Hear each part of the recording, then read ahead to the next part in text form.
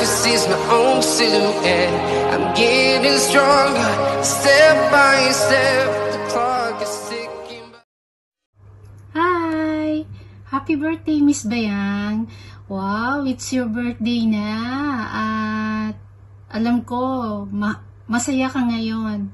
At birthday mo na. Siyempre, hindi lang sa birthday, masaya ka rin, happy ka rin sa iyong mga sa iyong pamilya, sa iyong mga anak. Ayan, at nakapiling mo rin sila kahit papaano. Siyempre, happy ka rin sa iyong mga friends. Ayan, ayan. Lalo na sa YT. Ayan, marami kang mga friends. And siyempre, sa iyong job, sa iyong work. Ayan, happy ka rin at maganda at maayos ang iyong trabaho. And syempre, most especially sa iyong love life. Ayan. Wow, andyan na si Mr. Love Life niya. Happy siya palagi. Sana all. Ayan, good luck po sa inyong dalawa. Mr. Love Life, yahoo! Ayan, mag-ingat ka rin, Miss Bayang, sa iyong journey sa gubat. Ayan, minsan pag nanonood ako ng mga video mo, natatakot ako, lalo na pag nag-isa ka, hindi ko yata kaya yon. Kaya ingat lang po, ingat. Ayan, lalo na ang yung health. Ayan, ingatan po natin ang health. At isa po yan sa mahalaga sa atin, sa bawat tao.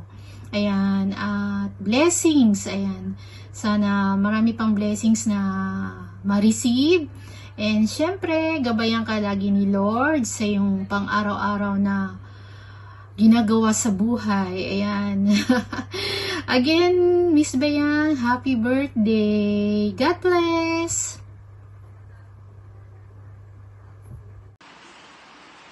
Happy birthday, Ma.